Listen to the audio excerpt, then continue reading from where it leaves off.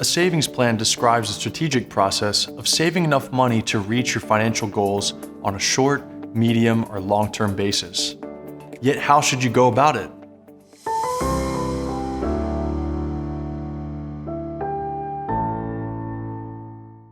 Step 1. Set your SMART savings goals.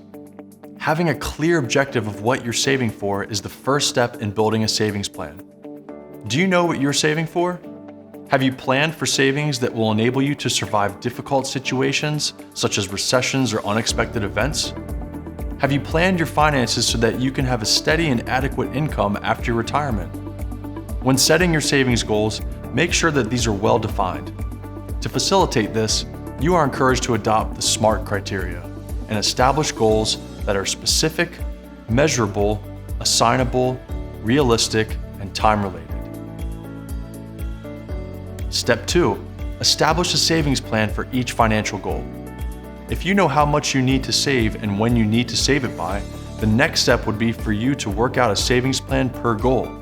Set a schedule by dividing the total goal amount by the number of weeks, months, or pay periods between now and your goal date. You are encouraged to also make use of online resources, such as this Savings Goals Calculator, to support you in determining either how long it will take for you to reach your financial goal, or else how much you should save each month to reach your target. Step 3. Create a contingency fund. Life is full of unforeseen circumstances, both at personal and business level. Therefore, your top priority should always be to create a contingency fund, regardless of whether you are self-employed or on a payroll. This will enable you to have sufficient liquid assets available to meet any financial needs during an emergency or a period of income disruption. The rule of thumb is that your contingency fund should be equal to at least 3 months of your overall expenses. That said, the size of your contingency fund largely depends on the nature of your work and the variability of your income. Make sure you keep it separate from other savings and use it for emergencies only. Before creating an actual contingency fund, you are encouraged to first define what constitutes an emergency. Make sure that you have a clear understanding of what qualifies as an emergency to you, be it on a personal or business level. A personal emergency could be an urgent medical intervention, while a business emergency could be as simple as equipment repairs or as complex as a fire in your premises. And secondly, establish where to save the funds. Ideally, contingency savings should be placed in an account which can be accessed in the quickest time possible. And thirdly, indicate how much you need to allocate to this fund. Once the type of savings account has been selected, it's important to work out how much should be allocated for savings. This should be done after all the operating costs have been met, and having sufficient cash reserves means that the business remains operational even when disaster strikes. Step 4 is to analyze your budget. It is crucial that your financial goals are realistic and attainable. Therefore, make sure that you know your budget well enough to see if you will be able to reach your set goal in the desired time frame. Whether you make an income of 30,000 euros or 150,000 euros a year, you need to at least be aware of your average annual spending to confirm whether you can afford your savings plan after all. However, don't stop at estimating your average annual spending.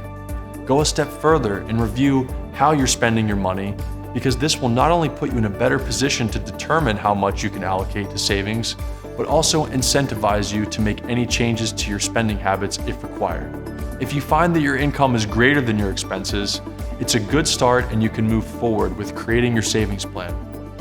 If your expenses are higher than your income, then you should definitely look into applying changes to your spending practices. In addition, the following tips can be useful in enhancing your savings opportunities, so do consider them. Use extra types of income, such as tax refunds and bonuses, for your savings. Restructure or get rid of debt to lower interest costs. Debt can suck up tons of money. That's why it's imperative that you eliminate as much debt as possible. And keep track of everything you spend and take buying decisions prudently. Also, manage spending within your existing and not expected income. Cut down on small expenses. Rank your non-essential expenses and cut the items on the bottom of the list. And finally, start early. That way you can take full advantage of the power of compound interest. Step 5 is to use automatic saving methods. To make sure that your savings plan is thoroughly successful, you need to make it a priority over all other forms of spending. Automatic saving methods provided by most banks can make your life 10 times easier in this regard. You are less likely to spend money if you don't see it in your current account. To this purpose, banks can be asked to automatically and regularly transfer an amount of funds to your savings account. Setting up such regular fund transfers is quick, easy, and can help you reach your financial goals faster. Step 6 is to review your savings plan and budget every month. Remember that your savings plan and budget are living documents.